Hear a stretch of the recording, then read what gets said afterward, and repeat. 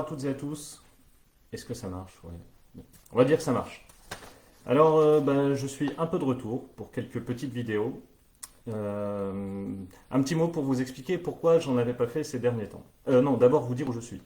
Et remercier quand même ma collègue et néanmoins amie, Ornella, sans qui je ne serais pas là, parce que je suis chez elle. Donc forcément, voilà. Ornella, voilà, mon amie musicienne que vous connaissez sur Facebook, et qui me permet de faire une vidéo parce que j'ai toujours pas Internet. J'ai toujours pas Internet et pas de smartphone.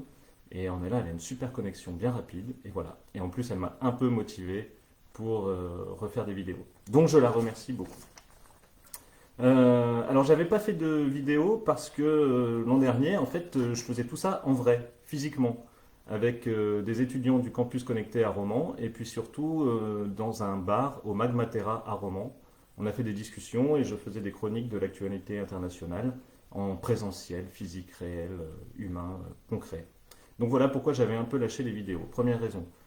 Deuxième raison, je vous avoue que j'avais aussi un petit peu de mal à positiver cette année, voilà, parce que les nouvelles, c'est pas qu'elles étaient pires que les autres années, mais disons que je me rendais compte de certaines choses, que peut-être j'avais été un peu trop positif et que le verre n'était vraiment que à moitié plein et vraiment pas beaucoup plus. Donc voilà, et donc faire des vidéos pour dire ce qui va pas, je trouve que c'est pas très intéressant. Donc j'avais préféré ne pas le faire, ne rien faire. Voilà, tant que j'arrive pas à positiver, je dis rien. Voilà, il y avait comme mauvaise nouvelle par exemple la réélection de Erdogan, vous savez que j'en avais pas mal parlé, le président de la Turquie. Voilà, ça m'avait pas motivé à trop en parler. Puis plus la guerre en Ukraine qui n'avait pas vraiment beaucoup avancé. Voilà. Donc du mal à positiver, et puis aussi parce que d'un point de vue narcissique, c'est quand même un peu bizarre de faire des vidéos face caméra comme ça tout seul. Et donc je pense qu'il faut quand même faire gaffe avec ce truc-là, même si j'ai des retours qui m'invitent à continuer, je continue à être prudent sur cette idée de causer tout seul sur les réseaux sociaux. Et voilà, donc là j'en refais quelques-unes, j'ai préparé quelques infos, j'ai trouvé quelques nouvelles intéressantes à partager, donc il y aura sans doute cette vidéo-là et sans doute quelques autres. Mais pour autant, bon, ça peut s'arrêter n'importe quand. Et je reviens toujours avec le même format, avec aucun effort, toujours sur la production visuelle de mes vidéos. Évidemment, ça serait mieux s'il y avait des photos, s'il y avait du son, s'il y avait plein de trucs comme les vidéos des youtubeurs professionnels. Sauf que j'ai pas que ça à foutre, vraiment. Ça m'intéresse pas de faire ça, c'est trop de travail sur ordi. Et moi, ce qui m'intéresse, c'est de comprendre ce qui se passe dans le monde et d'étudier l'actualité. Donc, je peux pas faire ça en même temps. Mais s'il y a d'autres personnes qui veulent m'aider à faire ça et pour faire un truc un peu plus collectif, vous êtes les bienvenus. Alors, de quoi je vais parler aujourd'hui? Eh bien, une fois n'est pas coutume, je vais vous parler d'un film. Avant, je parlais beaucoup de l'actu, et là, je vais vous parler d'un film parce que je pense que c'est important. Je vais vous parler de deux films, plus exactement, et d'un phénomène qui a eu lieu là pendant le mois de juillet, la sortie tant attendue du film Barbie, et la sortie aussi en même temps du film Oppenheimer, qui traite de la création de la bombe atomique par les Américains et du bombardement d'Hiroshima et Nagasaki. Il y a même un phénomène qui s'appelle Barbenheimer, exactement. C'est la conjonction entre ces deux films, le fait que ces deux films sortent en même temps et qu'il y a plein de gens comme moi qui ont eu le réflexe de regarder les deux films, les deux blockbusters l'un après l'autre.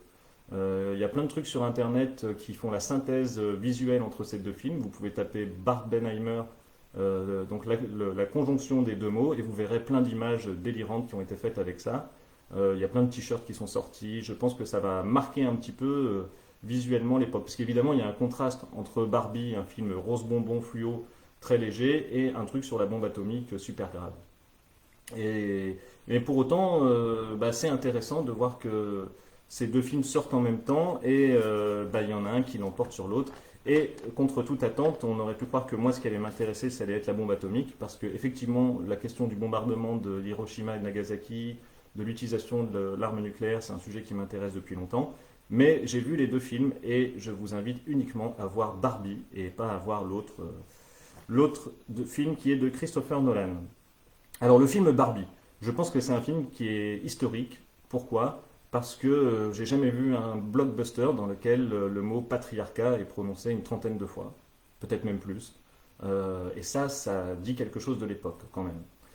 Oui, évidemment, je vais spoiler, divulgacher, comme on dit en français, quelques éléments du film. Donc si vous ne l'avez pas vu, vous pouvez d'abord voir le film et après regarder la vidéo. Ceci dit, il n'y a pas vraiment d'intrigue de ouf dans le film et je ne vais pas trop parler de l'intrigue, je vais plus parler de certains éléments du film. Donc il n'y a pas grand-chose à divulgacher, mais forcément quelques petits éléments. Pareil pour Oppenheimer, hein, je vais divulgacher. À la fin, les Américains bombardent Hiroshima et Nagasaki. Hein, voilà. Mais bon, je pense que c'est pas très gênant si vous n'avez pas vu les films, vous pourrez les voir après. Au contraire, c'est plutôt pour vous inviter à les voir. Alors Barbie, c'est un film qui était très attendu, parce qu'il y a eu un très très gros matraquage publicitaire, comme le capitalisme sait si bien faire. C'est une production par Mattel, le fabricant de jouets, et par Warner, la Warner Company Production, là, qui fait plein de films. Donc un film à très très gros budget. Il y avait beaucoup de débats déjà avant sa sortie, puisque évidemment tout le monde était prêt à s'attaquer à ce film-là. Et d'ailleurs, il y a des gens qui s'attaquent à ce film, peut-être pour certaines bonnes raisons, puisqu'il n'est pas que positif. Néanmoins, bon, il était vraiment attendu et c'est pour ça qu'il cartonne. Il faut savoir que ce film, c'est le fruit d'une longue maturation. Il y avait déjà eu des scénarios qui avaient été écrits, ça fait depuis 2015-2016 que ce film était en projet, puis ça avait été annulé, repris par d'autres, etc. Sony travaillait dessus, le scénario a été repris à zéro. Et je pense que c'est le résultat d'une intelligence collective.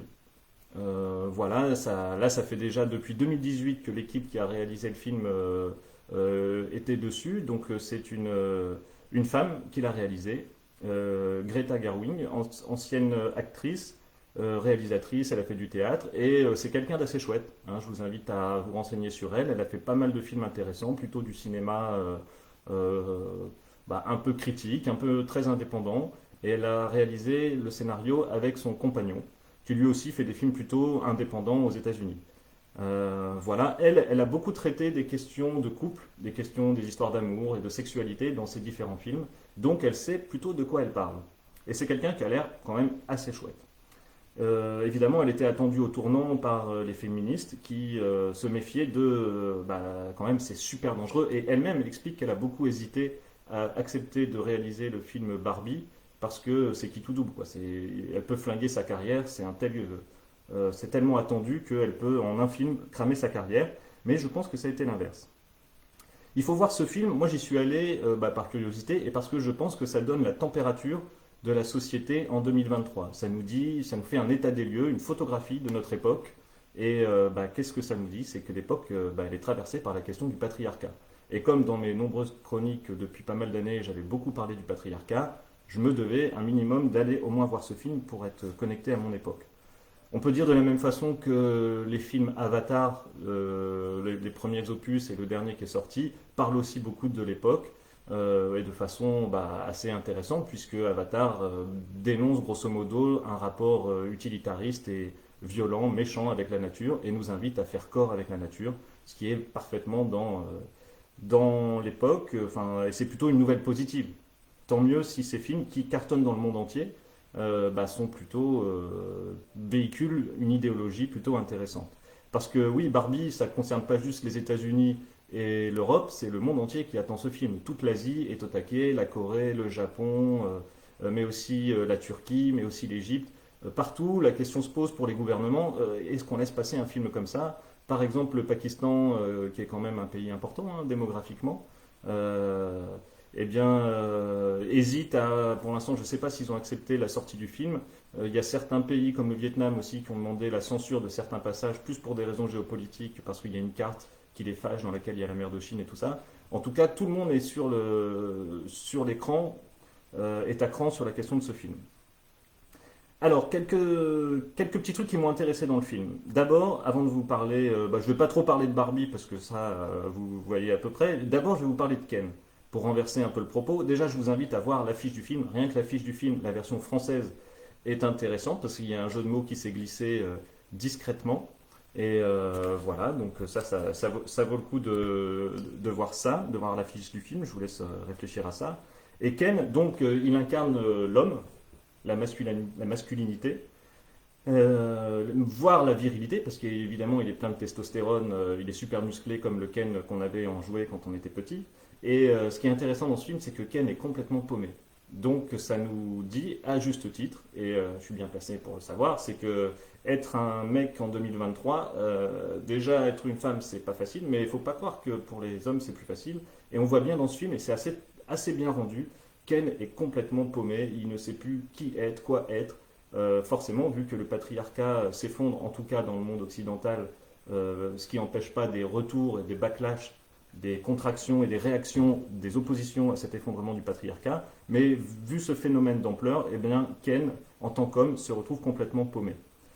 Ken, bah, c'est un peu Brise de Nice hein, dans le film, donc voilà. Et on se rend compte dans le film que l'homme, dès lors que le patriarcat n'existe pas, dans Barbie, dans le monde de Barbie, dans le monde des Barbie, il n'y a pas de patriarcat, eh bien l'homme n'a aucun sens. Tout simplement, il est complètement paumé, il est perdu. Et on se demande à quoi il sert, lui-même se demande à quoi il sert. Et c'est très intéressant parce que je pense que ça dit une partie des difficultés de notre époque et de l'enjeu, c'est-à-dire qu'il faut réinventer une condition masculine en dehors du patriarcat, réinventer une condition masculine en dehors de la virilité et réinventer des façons de s'aimer. Le film ne propose rien ou pas grand-chose sur la réinvention, mais c'est une bonne photographie de ce qui ne va pas et de ce qui devrait et peut-être aller mieux. À propos de Ken, on se demande même à un moment donné, au début du film, s'il aime les hommes. Donc là, attention, petit spoiler, hein, faut avancer dans les vidéos si jamais vous voulez voir le film et pas être... eh bien, il n'aime pas les hommes. Mais il y a un passage très intéressant. Déjà, bah, le fait de, pendant un moment dans le film, on se demande si finalement il n'est pas un peu homosexuel, ou s'il se rend compte qu'il n'est pas possiblement homosexuel quand il va dans le monde des humains normaux, puisqu'il a un sourire très étrange au contact des garçons. Et puis surtout, il y a une très chouette dénonciation de l'homme-objet, puisque dans le film, à un moment, Ken se retrouve l'objet du désir de certains hommes du monde normal et qu'il considère comme un homme-objet. Certains considèrent Barbie comme une femme-objet, mais d'autres aussi Ken. Et le fait de les mettre sur le même plan, c'est intéressant dans une époque où bien, on sait que par exemple, il y a eu une épidémie de musculation. Il y a plein de jeunes qui tombent dans un rapport au corps qui est complètement pathologique, où ils ont besoin de ressembler à Ken. Et la plupart en souffrent beaucoup, prennent des produits pour ça. Alors faire du sport c'est très bien, être en forme c'est très bien, être bien dans son corps c'est super. Mais quand ça devient pathologique comme l'épidémie qui se produit actuellement dans les salles de sport, il y a de quoi s'inquiéter. Et donc ça cible bien ce truc-là, le problème de l'homme-objet et de l'homme objet de désir par d'autres hommes. Et je pense que c'est aussi un élément de 2023, c'est qu'on a assez avancé pour se rendre compte que même dans l'homosexualité, on n'est pas à l'abri de reproduire des rapports de domination et un rapport au corps de l'autre qui soit celui d'un objet de consommation. Et donc ça, c'est directement pointé dans le film, et c'est assez intéressant. Par ailleurs, la question de l'homosexualité est assez peu traitée, j'y reviendrai plus tard. C'est peut-être un des points faibles du film. Sinon, il y a aussi au passage autour de Ken une assez belle réflexion sur la place du cheval, sur la question du cheval comme animal qui a participé au développement de la civilisation patriarcale. Bon, il y a eu du patriarcat, y compris dans des sociétés où il n'y avait pas de chevaux. Par exemple, en Amérique, chez les Amérindiens, ils n'avaient pas de chevaux. Mais il est clair que pour l'ensemble du continent eurasiatique, donc pas juste l'Europe, puisque vous savez que selon moi, on ne peut pas enfermer ce qui s'est passé en Occident dans l'Occident, mais c'est un contact avec les autres civilisations, par exemple avec l'Empire mongol, qui a fait un très fort usage du cheval et qui a développé un rapport au cheval très puissant. Eh bien, l'explosion du capitalisme quelques années plus tard, et l'Anthropocène et la catastrophe climatique dans laquelle on est, a quelque chose à voir avec comment l'homme, dans la rencontre avec un animal et dans la domestication d'un animal, eh bien, a décuplé sa puissance. En tout cas, il y a de quoi penser ça, par exemple, dans le film, sur le cheval. Et même à un moment, Ken, qui semble passionné par l'animal, quand il se rend compte que la fin du rapport au cheval, c'est le patriarcat, il dit plus tard dans le film que il se rend compte que c'était nul et que c'était triste et qu'il redevient triste et que sa passion retombe rapidement. Ensuite, il y a un autre personnage intéressant. Je passe sur Ken. Il y a Barbie bizarre. Barbizarre. Voilà, c'est une Barbie bizarre. Donc, dans le film, c'est une Barbie qui a été maltraitée par les humains et qui, du coup, a une coiffure complètement tordue. Voilà, elle n'est pas normale, on va dire. Elle a le corps, elle fait tout le temps le grand écart. Bref, comme une Barbie qu'on aurait défoncée quand on était petit. Et donc, c'est intéressant parce que Barbie bizarre, elle incarne la figure un petit peu anarcho-punk, la figure d'une punk anarchiste qui est aux marges de la société. Et dans l'intrigue du film, c'est par elle que se trouvent les solutions. Donc on voit comment dans la pop culture américaine, mais pas seulement, la pop culture mondiale, puisqu'il s'agit de la culture globale, vu que ce film va cartonner partout sur Terre, eh bien, les anarcho-punks, finalement, c'est les nouveaux chamans de l'époque. C'est les personnes, bien sûr, elles sont un peu différentes et un peu bizarres, et on n'aimerait pas complètement devenir comme elles, mais elles ont une place très importante parce qu'elles montrent un peu le chemin. Elles indiquent voilà, comment faire. Elles sont porteuses, ces personnes-là, de vérité. Bah, c'est plutôt intéressant. À une époque où les anarchistes sont plutôt traités comme des terroristes lorsqu'ils prônent une écologie directe et radicale, c'est intéressant de voir que dans la pop culture, en fait, les anarchistes bah, ont toujours une image assez positive, comme dans Mad Max et comme dans plein de films où les résistants contre l'Empire, dans plein de films de science-fiction, bah, c'est souvent des anarcho-punks. C'est normal, hein, c'est lié à la culture américaine qui est très... les réalisateurs sont très nourris par la culture anarcho-punk des années 50, 60 et 70. Ensuite, mon personnage préféré dans le film, c'est Alan. Alors, je ne me rappelais pas que dans les Barbie, il y avait un Alan, mais dans le film, en tout cas, c'est un personnage qui apparaît assez peu, qui parle assez peu et dont on parle peu, mais qui est très important. Et je pense que la réalisatrice a vraiment tenu à ce qu'il existe et à ce qu'il ait une place, je dirais pas centrale, parce qu'il n'est pas central dans l'intrigue, mais il compte. La preuve, c'est qu'il est là tout le temps dans le film. Et ce qui est intéressant avec Alan, c'est que c'est un gros point d'interrogation. Alors lui, c'est vraiment la fenêtre ouverte dans le film. On ne sait pas bien ce que c'est. On ne comprend pas. À aucun moment on nous dit qu'il est hétéro, qu'il est homo. Et ça, c'est très bien, puisqu'on l'enferme dans aucune identité. C'est sans doute un des personnages les plus intéressants, parce que ouvert, entièrement ouvert, ouvert à toute interprétation. Et ça, c'est chouette, parce que ça fertilise les imaginaires. Chacun, tous les jeunes, les ados, voire les enfants. C'est un film plutôt pour ados et adultes, hein. Pour les moins de 10 ans, bon, c'est pas top. Bon, c'est bien quand même, mais je pense qu'ils vont rater une partie du film. Mais en tout cas, pour les ados et les adultes, eh bien, ça maintient un imaginaire ouvert et libre à nous de penser ce qu'on veut à propos d'Alan. Et c'est une espèce de soupape, de fenêtre ouverte à l'intérieur du film, qui fait on pourra jamais réduire ce film à quoi que ce soit, parce qu'il y a Alan, qui lui est un être improbable, qui ne répond pas au code, qui n'est pas viril, mais qui pourtant est prêt à se battre et à déployer une force vitale s'il sent qu'on va lui marcher dessus. Et donc il y a plein de choses intéressantes comme ça chez ce personnage. Il a un look improbable. Voilà, je pense que c'est peut-être le personnage le plus en avance sur notre époque, sur 2023. Puisque si l'homme Ken est perdu, Alan, lui, bah, peut-être qu'il y a moyen qu'il soit heureux. On ne sait pas qui c'est, on ne sait pas ce que c'est, mais en tout cas, il peut être heureux. Ceci rejoint d'ailleurs un thème qui est abordé dans le film, c'est celui de la métamorphose. C'est pas dit comme ça, il n'y a pas le mot métamorphose, mais c'est la question du changement. Puisque ce qui fait peur dans le film, c'est le changement. Du coup, il y a un choix qui doit être fait entre ou bien on reste dans le monde plastique et gentil des Barbie, ou bien on accepte le changement avec plus de choses vécues intenses, mais avec plus de risques. Et du coup, je pense que ça, c'est un très bon conseil d'accepter la voie du changement, la voie de la transformation, la voie de la métamorphose. C'est en acceptant la condition qui est la nôtre, qui est celle du changement permanent. On vieillit, on change d'âge, par exemple la puberté, par exemple le fait de vieillir, la ménopause, qui n'est pas traité dans le film, hélas. Mais il y a le fait d'être enceinte, etc., qui est traité dans le film. Eh bien, en acceptant le changement, je pense qu'on dépasse la peur et qu'on peut voir le verre peut-être à moitié plein. En tout cas, c'est la seule solution qui est proposée dans le film, et je pense que c'est la bonne, la voie de la métamorphose permanente. Ensuite, il y a un thème très fort qui est traité dans le film aussi, c'est celui de l'adolescence. Et c'est pour ça que c'est bien, parce que ce film va toucher pas mal d'adolescents, et notamment d'adolescentes, qui ont pu jouer au Barbie quand elles étaient petites. Et donc il y a la question d'une adolescente qui est malheureuse, qui semble déprimée, qui ne trouve pas sa place dans la vie, qui ne trouve pas sa place dans ce monde-là, et pour cause, puisque comment trouver sa place dans un monde tel que le nôtre, en quasi-effondrement, et qui ne donne pas de repères positifs. Et donc ça, c'est très bien traité dans le film, la question de la crise d'adolescence, de la difficulté à être ado aujourd'hui, plus le rapport mère-fille, qui est lui aussi très bien développé dans le film, entre une maman et sa fille, la rupture du contact, elles n'ont plus aucun contact, elles ne savent plus comment se parler, et puis elles vont réussir à se retrouver, notamment sur la question du féminisme.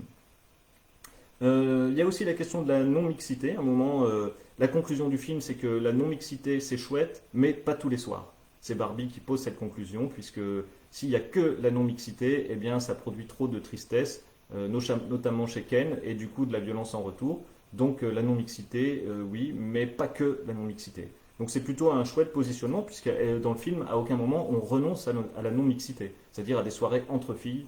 À aucun moment, ça, on abdique là-dessus. Mais il y a l'idée que on ne peut pas faire que ça. La question du racisme n'est pas traitée comme telle, elle est totalement absente du film. Pourquoi? Eh bien ça nous dit que peut-être en 2023, il n'y a même plus à trop en parler. Et ça, nous, on s'en rend pas trop compte ici, mais c'est vrai que le capitalisme américain est déjà très multiethnique, déjà très métissé, déjà très cosmopolite. J'en ai déjà parlé dans pas mal de chroniques. Le fait que ce soit des gens d'origine indienne et pas mal bronzés qui sont patrons de Google et de plein de Microsoft aussi, de plein de sociétés américaines et qui sont nés en Inde, etc. etc. Voilà, aux États-Unis, je pense qu'ils considèrent en 2023 qu'il n'y a pas trop besoin de parler du racisme dans un film comme ça. Ils avaient sans doute aussi envie de ne pas tout mélanger, de ne pas tout traiter en même temps. Et ils se sont dit que comme il y avait des Ken noirs déjà à l'époque, bon, Barbie n'a pas besoin de traiter ce thème en particulier. Euh, Quelques points limites quand même dans le film. Quelques petites réserves, hein, parce qu'il faut peser le pour et le contre. On se demande pourquoi est-ce que Barbie s'est mise à penser. Ça, c'est quand même un gros problème philosophique, qui est le nôtre aussi. Alors, le film n'apporte pas de réponse, peut-être parce qu'il n'y a pas de réponse, et que ça nous renvoie à notre condition d'humain, et où on ne sait pas pourquoi est-ce qu'on pense, on ne sait pas pourquoi la conscience advient chez nous, quand progressivement on sort de l'enfance, on se rend compte qu'on existe, on se rend compte qu'on est, on se rend compte qu'on va mourir. Ça, c'est le problème du film. Mais bon, voilà, dans le film, à aucun moment, on nous donne des éléments pour avancer là-dessus, et c'est un peu dommage. C'est un petit peu un angle mort, puisque d'un coup, Barbie, enfin d'un coup il y a un monde merveilleux où tout va bien, et d'un coup il y a de l'altérité, Barbie se met à penser à la mort, mais on ne sait pas d'où ça lui vient. Il n'y a aucun élément qui permet de se dire pourquoi est-ce que ça bifurque. Parce que aussi bien elle aurait pu continuer à vivre sa vie heureuse comme ça tout le temps. Bon, alors aussi la question de l'homosexualité, là je trouve que le film est un peu faible, puisqu'elle n'est pas du tout traitée, notamment, bon, il y a l'homosexualité masculine avec Ken qui est évoquée, mais l'homosexualité féminine n'est pas du tout traitée, même évoquée dans le film, et ça c'est un petit peu dommage. Alors encore moins, alors qu'on est dans un monde de femmes qui sont super copines, qui vivent entre elles, qui sont super belles et tout, et pas toutes d'ailleurs, elles sont toutes, il y a plein de corps différents, mais à aucun moment on sent qu'il y a la possibilité d'un désir, de quelque chose qui se passe entre elles. Et ça c'est un petit peu curieux. Alors on va me dire, oui mais c'est parce que le monde de Barbie c'est un monde sans sexualité puisqu'ils n'ont pas d'organes génitaux. Certes, mais n'empêche que Ken il est amoureux de Barbie alors qu'il n'a pas d'organes génitaux. Et pourquoi est-ce qu'il n'y a pas des Barbies qui seraient amoureuses entre elles ou qui seraient amoureuses de plusieurs personnes? Puisqu'évidemment, donc l'homosexualité n'est pas traitée, la bisexualité non plus, et la pansexualité non plus, ni le fait d'être asexuel. Donc il y a plein de trucs comme ça sur lesquels on se rend compte qu'on est encore que en 2023. Je pense que si on fait un film, si on refait une vidéo sur un autre film qui aura lieu sur le même genre de thème en 2043, eh bien ce sont des questions qui seront au cœur d'un film puisque voilà, la plurisexualité, on va dire les différentes formes d'avoir une vie sexuelle ou de ne pas en avoir, pour l'instant il y a encore trop de pudeur dans une superproduction américaine pour évoquer ça, mais je pense que ça arrivera, on peut prendre des paris sur ce qui va se passer dans les prochaines années sur ce genre de thème. Et surtout je pense que personne ne pourra refaire un film avec le même traitement sur le patriarcat et le féminisme. On ne pourra pas deux fois dénoncer autant le patriarcat et défendre autant les femmes. Du coup, il faudra bien dire autre chose. Parce que sinon, ça va faire un peu redondant avec Barbie. Tout le monde dira, oui, il suffisait de voir Barbie. Euh, donc voilà, il y a le risque, mais ça c'est parce qu'on n'est que en 2023, c'est qu'on est finalement aussi, il y a certains critiques qui ont pu dire ça, que je rejoins ici, une copie un peu scolaire d'un féminisme politiquement correct et bien pensant. Vous voyez, c'est le film qui coche un peu toutes les cases et qui est bien voilà, dans un féminisme de base, mais quand même très policé et très correct. Euh, Sauf que ça, c'est désamorcé, le côté bien pensant et politiquement correct est désamorcé par une ironie permanente et pas mal de punchlines sur la question de l'amour. Est-ce que l'amour a un sens? Est-ce que Ken, par exemple, a un sens en dehors de l'amour? Est-ce que les hommes ont un sens s'ils ne sont pas regardés par les femmes? Est-ce que l'objectif des hommes, c'est pas finalement d'être regardés par des femmes et de dominer les femmes? Parce que, in fine, au fond d'eux, ils en ont peur. Donc il y a des trucs comme ça qui sont quand même trop puissants pour qu'on puisse réduire le film à une copie scolaire de féminisme bien pensant et d'une moraline féministe trop standardisée, malgré les limites.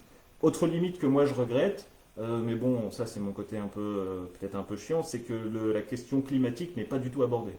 Et moi je considère qu'on ne peut pas faire un blockbuster en 2023 sur un thème d'époque. Oppenheimer, évidemment, vu que c'est un film historique, ils ne vont pas en parler. Mais là, sur notre société d'aujourd'hui, faire un film dans lequel le climat est totalement absent, ça ne va pas résister autant. C'est-à-dire que quand on va revoir Barbie dans 20 ans, on va dire, oh, putain, mais en 2023, il y avait déjà la Californie, il y avait déjà New York, le Canada qui cramaient de partout, les gens vivaient sous la fumée, et ils n'en parlent pas dans le film.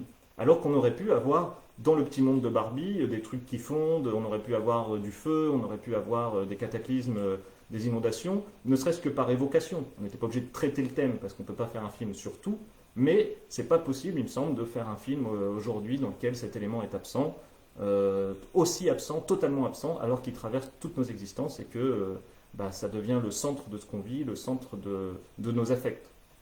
Et je pense que là, Greta, elle aurait dû me montrer le scénario avant. Je lui aurais dit, il faut mettre un petit truc, quoi, où dans le décor, il y a des choses qui se passent, où il y a le soleil qui déconne, etc. En tout cas, bilan du film, eh bien, c'est un gros succès. Il faut savoir que ce film cartonne. Je ne suis pas le seul à l'avoir aimé, parce que moi, je suis sorti du film, j'avais le smile, j'avais la patate, j'étais en forme, et j'avais envie de jouer au Barbie, et de leur faire des jeux délirants, tu vois. Enfin, vous voyez. Et donc voilà, donc bonne nouvelle, je ne suis pas le seul à avoir aimé, ça cartonne, c'est en tête des box-office aux États-Unis. La critique, même les critiques intellectuelles, sont plutôt embêtés parce que tout le monde cherchait à dézinguer le film. Et puis en fait, non, ils n'arrivent pas trop parce que la réalisatrice, elle a bien bossé et elle n'est pas conne du tout. Et elle a mis plein de trucs pour désamorcer les critiques d'avance. Voilà, plein de trucs positifs. Un, le fait que le film soit bien. Deux, le fait que le film soit vu et considéré comme bien par la critique et par le public. Donc je pense que c'est un film qui marquera un petit peu l'époque et l'histoire, comme Avatar sur la question du rapport à la nature. Et il faut savoir aussi que la preuve, c'est qu'il fait l'objet d'attaques, puisqu'il y a évidemment des groupes réactionnaires de droite et d'extrême droite qui s'attaquent à ce film et qui utilisent notamment des techniques pour faire des commentaires négatifs et des critiques négatives pour le descendre, avec des robots, voilà, du bombing en commentaire. Voilà, ils lancent des bombes de commentaires avec plein de faux comptes qui vont faire des commentaires négatifs. Et ça, on sait bien qui peut faire ça, c'est toujours nos amis réactionnaires, qu'ils soient ou non russes, par exemple. Ça peut les intéresser de faire ce genre de truc, d'intervention dans l'espace public, pour essayer de casser cette idéologie émancipatrice prônée par les États-Unis. Coproduction, le film a été réalisé beaucoup aussi en Angleterre. Il y a même une pénurie de peinture rose pour faire ce film parce que voilà, ça a utilisé beaucoup de peinture. D'un point de vue technique aussi, c'est intéressant, c'est fait avec des vraies photos. C'est-à-dire que il y a très peu d'effets spéciaux. C'est comme un film d'animation à l'ancienne. Donc il y a une qualité de texture qui est intéressante. Et puis il n'y a pas des scènes, des scènes d'effets spéciaux avec moi je dirais une violence absurde. Au contraire, ça c'est ridiculisé. Vous voyez, à côté il y a Mission Impossible qui sort avec toujours les effets spéciaux ou toutes les grosses productions de science-fiction où il y a plein de trucs artificiels. Là, c'est un film techniquement, au niveau de l'image, qui est assez pur. C'est plutôt un film photographique, on va dire. Voilà, alors pour finir, je vous indique que c'est que le début, puisque Mattel a annoncé qu'ils allaient faire d'autres films dans le même genre. Et voilà, dans les prochaines années, on va voir d'autres films à partir de jouets. Alors je ne sais pas s'ils vont trouver d'aussi bonnes réalisatrices et réalisateurs pour les faire, les prochains, mais ils annoncent par exemple un film autour du Uno.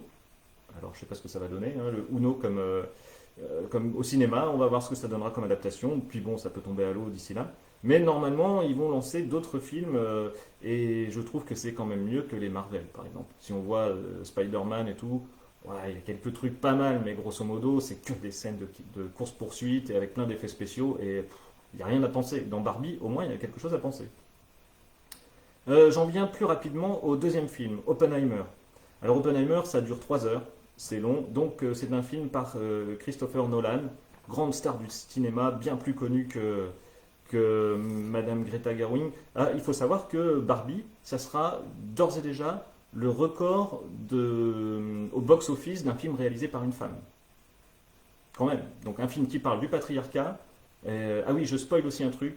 Le dernier mot du film, quand même. Donc là, on parle d'un film qui est un des films qui sera les plus vus de l'année 2023 et qui sera sans doute un gros gros carton historique. Eh bien, le dernier mot du film, c'est gynécologue.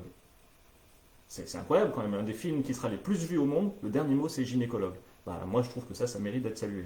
Et donc, ça sera d'ores et déjà le film le plus vu, le record pour un film produit par une femme, réalisé par une femme. Réalisé, pardon, pas produit, parce que produit, c'est la question des sous. Réalisé par une femme, donc pensé par une femme, imaginé par une femme, eh bien, c'est un record. Voilà, donc c'est pas pour rien qu'il est historique, et puis un film dont le dernier mot est gynécologue et dans lequel il y a patriarcat une trentaine de fois, je pense et qui est au top du box-office, ça valait le coup d'être salué. Oppenheimer, donc là on a plutôt un classique d'une star, donc Christopher Nolan qui a fait plein d'autres films que vous connaissez sans doute, je vais donc pas en faire la pub. Oppenheimer c'est long, et là j'étais déçu par contre. Alors là, donc entre les deux, il faut pas aller voir le deuxième. Hein. Oppenheimer, je vous le dis tout de suite, gardez vos sous pour aller voir d'autres films au cinéma. Et voilà, alors bon, techniquement c'est joli, évidemment, il manquerait plus que ce soit pas très bien réalisé, que ça soit aussi mal fait que mes vidéos, parce que vu les moyens qu'ils mettent, vu l'argent qui est mobilisé pour ce genre de film, il manquerait plus que ce soit techniquement pas bien réalisé. Donc voilà, évidemment, techniquement c'est bien fait, il y a quelques scènes un peu modernes, un peu intéressantes et tout, mais sinon, le problème majeur du film, c'est qu'on comprend rien.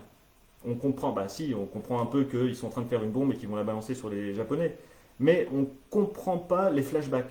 Parce qu'ils ont essayé de pas trop marquer les acteurs et de pas mettre des sous-titres genre 2 ans plus tôt, 3 ans plus tard, etc. ou le lieu. Et du coup, on comprend pas bien l'histoire. Bon, alors je suis peut-être un peu débile, mais pourtant, alors que j'ai un peu étudié cette période, le problème c'est qu'on ne sait plus bien qui sont les personnages, dans quel ordre ça se passe. Et du coup, 3 heures comme ça devient un peu long et un petit peu chiant. Surtout, si vous voulez quand même aller voir ce film, avant de le voir, et avec ce film, il faut regarder 2 documentaires très intéressants qui sont sortis en Europe sur Arte.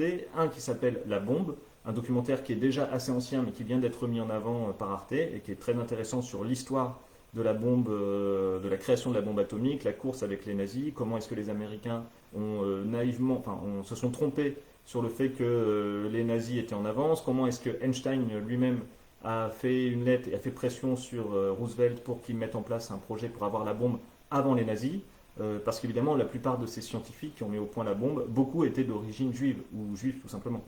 Donc pour eux c'était important que les nazis n'aient pas la bombe atomique en premier. Je vous invite aussi à voir un arte.repère sur cette question, c'est très court et c'est très bien fait, et ça donne à penser. En tout cas, si on voit juste le film, on ne sort pas beaucoup plus malin. Donc Oppenheimer, vous pouvez le voir chez vous quand il sera accessible tranquillement. C'est pas la peine d'aller au cinéma. Il faudra le voir en 2 fois hein, parce que c'est un peu long. Et puis en mode plutôt, je pose mon cerveau et je regarde Christopher Nolan qui fait joujou avec les caméras et avec beaucoup d'argent.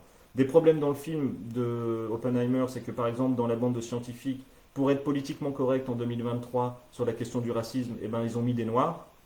Sauf que j'ai regardé les photos d'archives, il n'y avait pas beaucoup de noirs à Los Alamos, sauf dans les techniciens et les gens qui portaient des trucs, mais il n'y avait pas des scientifiques noirs.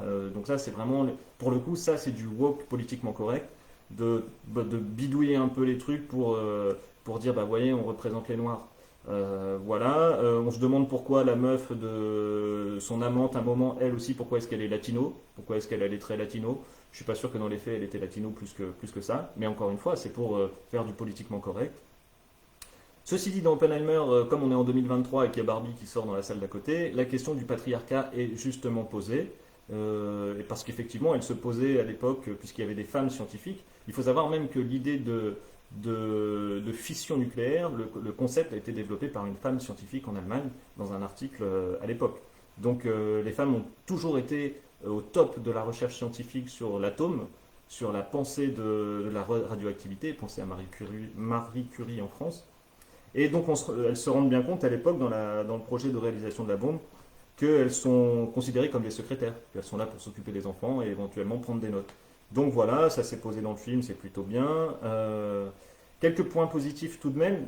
La question de qu'est-ce que ça veut dire être communiste est assez justement posée dans le film, puisque le chercheur Oppenheimer dit qu'il peut être de sensibilité révolutionnaire, on va dire, humaniste, mais que pour autant se soumettre à la ligne d'un parti, ça serait une belle connerie, et il avait bien raison.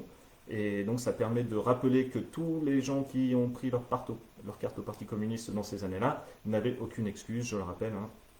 On ne peut pas excuser le contexte en disant que oui, bon, à l'époque, Non, c'était déjà une connerie à l'époque. Ça, c'est assez bien rappelé dans le film. La chasse aux sorcières est aussi dénoncée. Il y a aussi, surtout, la bonne question du film, c'est que la question de la bombe est posée. Donc si vous ne vous êtes pas endormi pendant les 3 heures, vous pouvez vous poser la question pendant le film et réfléchir, est-ce qu'il fallait développer une bombe atomique ou pas? Et ça, c'est quand même une vraie question. Parce que c'est trop facile de dire, ah, les Américains, ils sont vraiment trop méchants, ils ont bombardé le Japon. Ça, c'est bien de le dire, il faut commencer par penser ça, de regretter et de dénoncer le fait que les Américains aient bombardé aussi cruellement 2 villes avec des civils et des innocents au Japon.